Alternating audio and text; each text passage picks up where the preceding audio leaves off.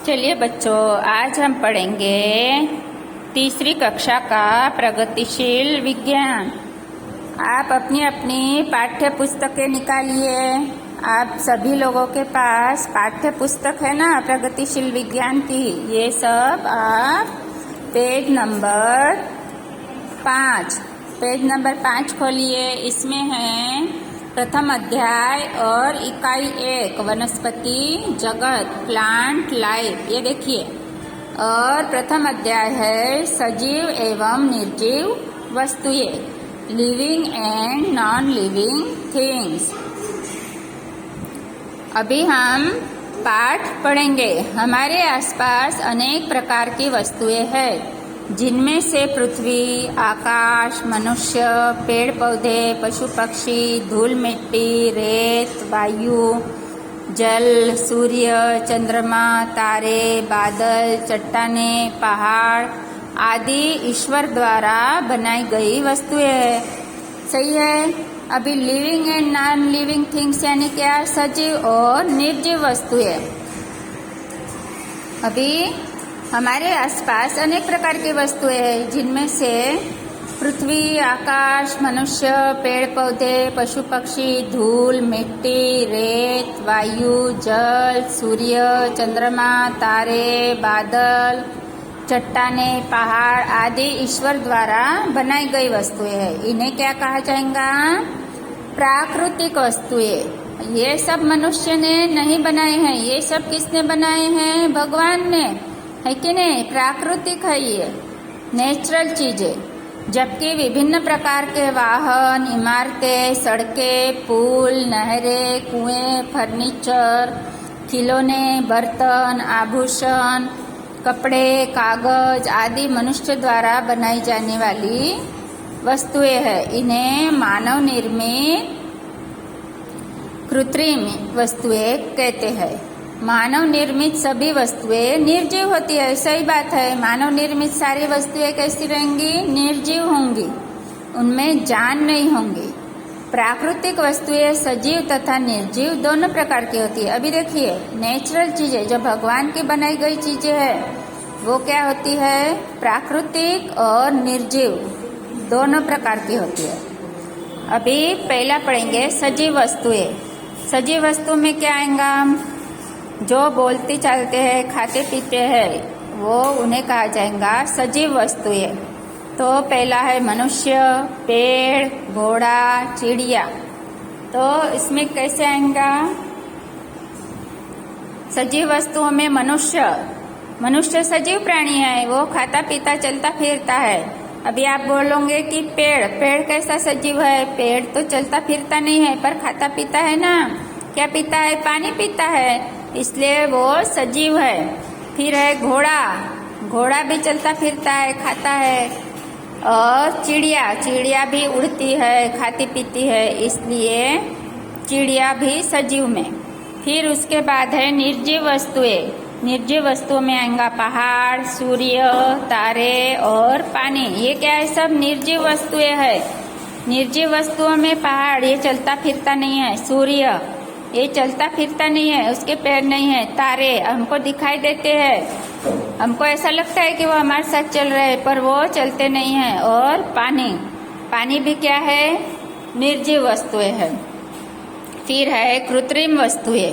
उसके बाद है कृत्रिम वस्तु यानी मेज, फिर है कुआं, फिर है पुल, फिर है भवन। कृत्रिम वस्तु यानी जो मनुष्य ने बनाई है, उसको क्या कहा जाएगा? कृत्रिम वस्तु, जो मनुष्य द्वारा निर्मित है। मेज लकड़ी से बना है, कुआं भी मनुष्यों ने बनाया है, पुल भी मनुष्यों ने। और भवन यानी मकान, यह किसने बनाया है? मनुष्यों ने।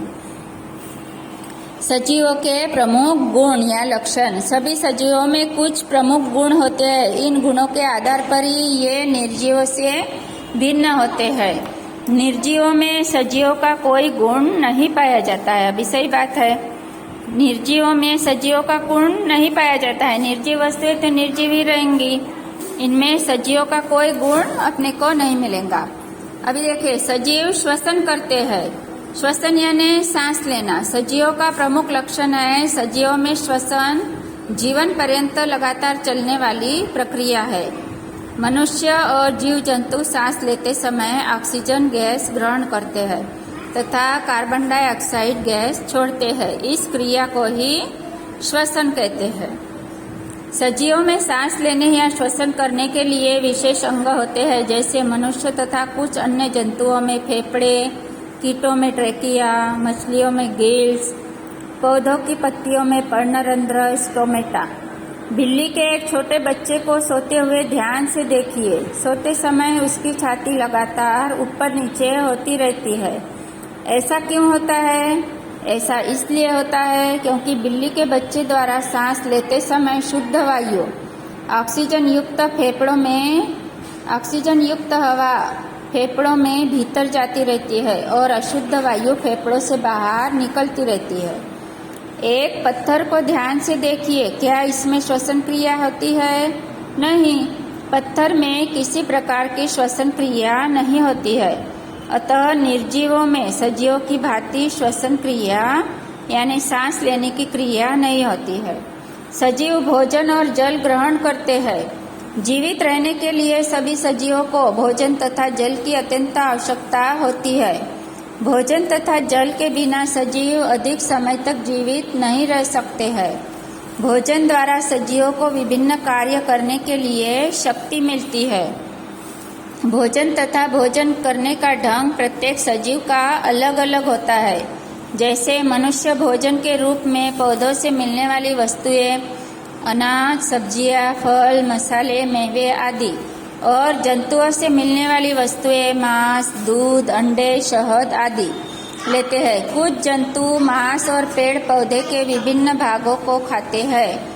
पक्षी अनाज के दानों, कीड़े मकोड़ों तथा कीट पतंगों को खाते हैं। हरे पेड़ पौधे जड़ों की सहायता से भूमि से जल और खनिज लवणों को अवशोषित करते हैं। ये क्लोरोफिल, जल, वायु एवं सूर्य के प्रकाश में अपना भोजन कार्बोहाइड्रेट स्वयं बनाते हैं। कुछ अन्य पौधे जैसे कुकुरमुत्ता, फफूंदी आदि अपना भोजन स्वयं नहीं बनाते हैं। ये सड़े गले पदार्थों पर निर्भर रहते हैं और उन्हीं से अपना भोजन ग्रहण करते हैं। कीटाहारी पौधे तो कीटों का ही भक्षण करते हैं। क्या आपने कभी किसी पत्थर या लकड़ी के टुकड़े को भोजन और जल ग्रहण करते देखा है? कोई भी निर्जीव सजीव की तरह भोजन और जल ग्रहण नहीं करता है। सजीवों में गति होती है। सजीव अनेक प्रकार से अपनी इच्छानुसार गति करते हैं।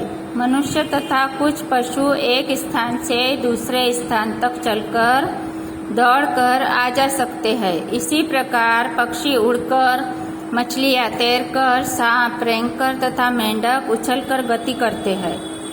पेड़ पौधे एक स्थान से दूसरे स्थान पर आते जाते नहीं हैं, परंतु उनके विभिन्न अंगों में गति होती है, जैसे फूलों का खिलना एवं बंद होना तथा पत्तियों का मुरझाना आदि। निर्जीव स्वयं गति नहीं करते, जैसे साइकिल, गेंद, कार, रेल आदि। सजीव संवेदनशील होते हैं। मनुष्य तथा जीव जंतुओं में 5 ज्ञानेंद्रियां आँख, नाक, कान, जीभ और त्वचा होती है।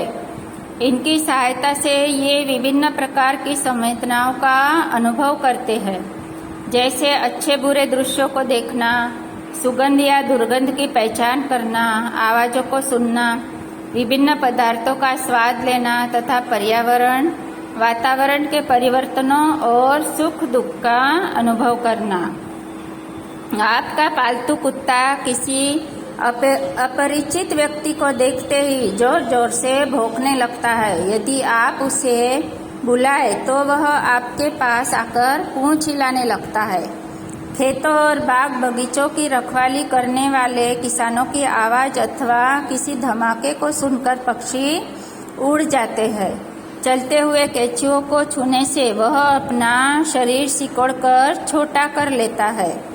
अनेक पेड़ पौधे भी संवेदनशील होते हैं, जैसे छुई मुई लाजवंती के पौधे की पत्तियों को छू लेने से ही ये मुरझा जाती है तथा हाथ हटाने के कुछ देर बाद पुनः खुल जाती है, सामान्य स्थिति में आ जाती है। इसी प्रकार कीटाहारी पौधों के पुष्प या पत्तियां कीटों का स्पर्श पाते ही अपने आप बंद हो जाते हैं तथा कुछ देर बाद कीट को पचाने के बाद पुनः खुल जाते हैं, सामान्य स्थिति में आ जाते हैं। अपने किसी खिलौने को आवाज देकर बुलाइए, क्या वह आपके पास आ जाता है? उसको सुई चुभोकर देखिए, क्या वह रोता या चिल्लाता है? नहीं, ऐसा करने से खिलौने में कोई प्रतिक्रिया नहीं होती। अतः स्पष्ट होता है कि निर्जीवों में कोई भी संवेदनशीलता नहीं होती है। सजीव उत्सर्जन करते हैं। सजीव समय समय पर कुछ व्यर्थ एवं हानिकारक पदार्थों को शरीर से बाहर निकालते रहते हैं। इन पदार्थों को उत्सर्जी पदार्थ कहा जाता है तथा यह उत्सर्जन क्रिया कहलाती है। मनुष्य और पशु पक्षी समय समय पर शरीर से मल मूत्र एवं पसीना जैसे उत्सर्जी पदार्थों का उत्सर्जन करते रहते हैं। पेड़ पौधे वाष्पोत्सर्जन क्रिया में आवश्यकता से अधिक जल का ही उत्सर्जन करते हैं। पेड़ पौधों द्वारा कुछ उत्सर्जी पदार्थ भी प्राप्त होते हैं, जैसे गोंद, रबर, रेजिन आदि। ये पदार्थ मनुष्यों के लिए बहुत ही उपयोगी होते हैं। निर्जीवों में किसी भी पदार्थ का उत्सर्जन नहीं होता है। सजीव प्रजनन करते हैं।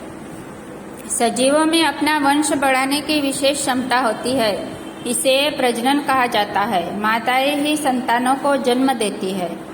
मनुष्य स्त्री को ही संतान पुत्र या पुत्री होती है। कुछ मादा पशु जैसे गाय, शेरनी, बकरी, बिल्ली, कुतिया, ऊंटनी आदि बच्चों को जन्म देती है। कुछ जंतु जैसे मेंढक, सांप, मुर्गी, मछलियाँ, छिपकली, पक्षी आदि अंडे देते हैं। एक निश्चित समय के बाद अंडों से बच्चे निकल आते हैं। अनेक पौधों में बीज बनते हैं। इन बीजों के उगने से नए पौधे बन जाते हैं। कुछ पौधों की कलियों, तनों एवं पत्तियों से भी नए पौधे बन जाते हैं। अतः बड़े पौधों से ही नए छोटे पौधे उत्पन्न होते हैं।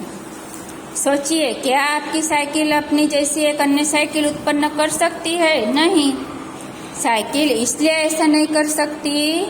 अतः स्पष्ट होता है कि किसी भी निर्जीव में प्रजनन की क्षमता नहीं होती है, क्योंकि क्या है, साइकिल निर्जीव है।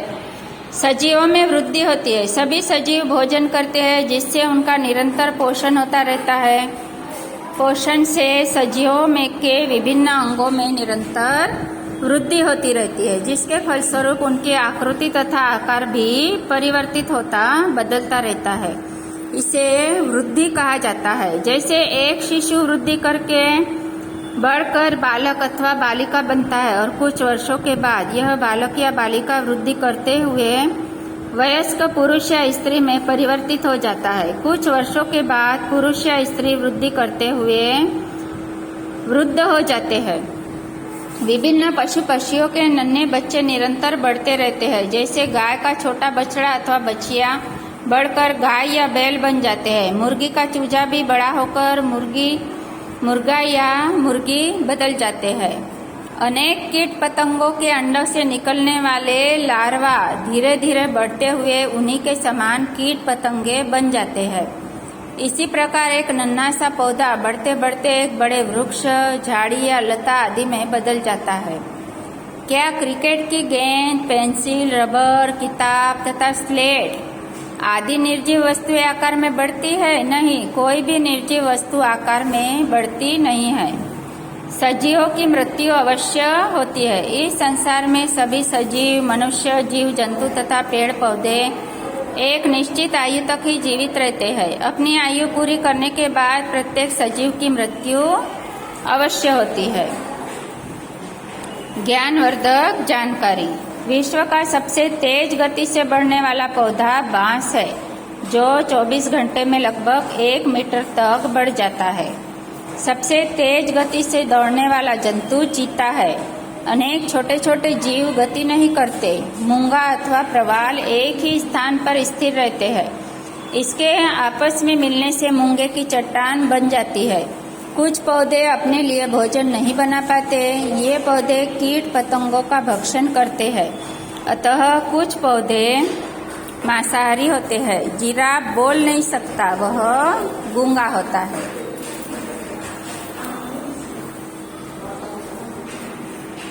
आपने क्या जाना? प्राकृतिक वस्तुएं सजीव एवं निर्जीव दोनों प्रकार की होती है। मनुष्य, पेड़ पौधे, पशु पक्षी आदि प्राकृतिक सजीव वस्तुएं हैं। पृथ्वी, आकाश, धूल, मिट्टी, रेत, वायु, जल, सूर्य, चंद्रमा, तारे, बादल, चट्टानें तथा पहाड़ आदि प्राकृतिक निर्जीव वस्तुएं हैं। सभी सजीव श्वसन करते हैं। सजीव भोजन और जल ग्रहण करते हैं। सजीवों में गति होती है। सभी सजीव संवेदनशील होते हैं। सजीव उत्सर्जन करते हैं। सजीव प्रजनन करते हैं। सजीवों में वृद्धि होती है। सजीवों की मृत्यु अवश्य होती है। निर्जीवों में सजीवों का कोई भी गुण नहीं पाया जाता है। चलिए अभी प्रश्न क्रमांक 1, यहाँ पर आपका प्रथम अध्याय पूर्ण होता है। अभी सही विकल्प पर सही का निशान लगाइए।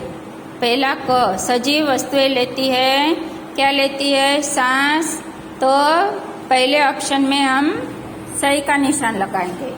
दूसरा है सजीव वस्तुओं में होता है गलना सड़ना या जन्म मरण, तो क्या होता है? जन्म मरण। अभी है मौखिक प्रश्न, प्राकृतिक वस्तुएं किसे कहते हैं? 5 उदाहरण दीजिए। तो पहाड़, सूर्य, तारे, नदी और पेड़। दूसरा है ख, मानव निर्मित वस्तुओं को क्या कहते हैं? किन्हीं 7 मानव निर्मित वस्तुओं के नाम लिखिए। तो पहला है सड़कें, इमारतें, पुल, कुआं, कपड़े, कागज और खिलौने। तीसरा है सजीवों के प्रमुख लक्षण बताइए। सजीव भोजन और जल ग्रहण करते हैं। ठीक है, प्रजनन से आप क्या समझते हैं? सजीवों में वंश बढ़ाने की क्षमता होती है, इसे प्रजनन कहते हैं। वृद्धि से आप क्या समझते हैं? कुछ उदाहरण भी दीजिए। सजीव भोजन करते हैं और जिससे उनके अंगों में वृद्धि होती है, इसे हम वृद्धि कहते हैं। उत्सर्जन क्या है? सजीवों में किन किन वस्तुओं का उत्सर्जन होता है? सजीवों में हानिकारक पदार्थों को शरीर से बाहर निकालने की प्रक्रिया ही उत्सर्जन कहा जाता है, और ये है मल मूत्र और पसीना। अभी चलिए प्रश्न क्रमांक 3, रिक्त स्थानों की पूर्ति कीजिए। पहला है खाली जगह प्राकृतिक सजीव वस्तु तथा खाली जगह प्राकृतिक निर्जीव वस्तु है। तो मनुष्य यह प्राकृतिक सजीव वस्तु और सूर्य यह प्राकृतिक निर्जीव वस्तु है। ख, सभी वस्तुएं जो मानव निर्मित है क्या होती है? वो निर्जीव होती है। अभी ग, जीवन पर्यंत चलने वाली प्रक्रिया क्या है? श्वसन। घ, सजीवों को भोजन द्वारा कार्य करने के लिए क्या मिलती है? शक्ति। ड, प्रत्येक सजीव एक निश्चित आयु तक ही जीवित रहता है। मनुष्य एवं जीव जंतुओं में अनेक संवेदना होती है। अभी प्रश्न क्रमांक 4, सही कथन के सामने सही तथा गलत के सामने गलत का निशान लगाइए। सभी प्राकृतिक वस्तुएं सजीव होती है, तो ये क्या है? गलत।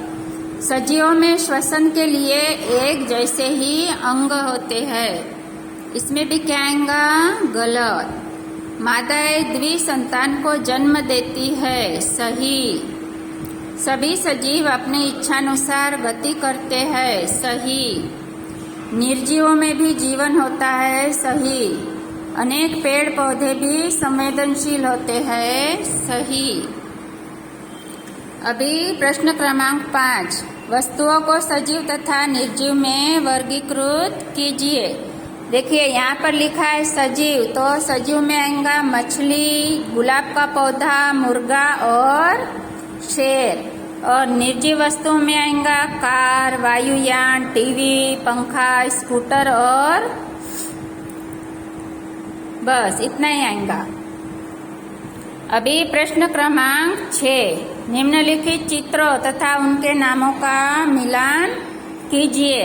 अभी देखिए यहाँ पर चित्र दिए गए हैं और अपने को जोड़ी मिलानी है। यहाँ पर देखिए सजीव प्राणी कौन सा है? शेर। फिर है संवेदनशीलता, पेड़ों में भी होती है संवेदनशीलता। और मानव निर्मित वस्तु क्या है? ये मेज, टेबल। और प्राकृतिक निर्जीव वस्तु कौन सी है? ये पहाड़। और प्रजनन किस में होता है? प्रजनन होता है कुत्ते में। ठीक है, यहाँ पर ये आपका अध्याय पूर्ण होता है। इसको आपको पाठ्य पुस्तक में भी कंप्लीट करना है और आपको अपनी नोटबुक में भी ये पाठ पूर्ण करना है और यही आपका होमवर्क।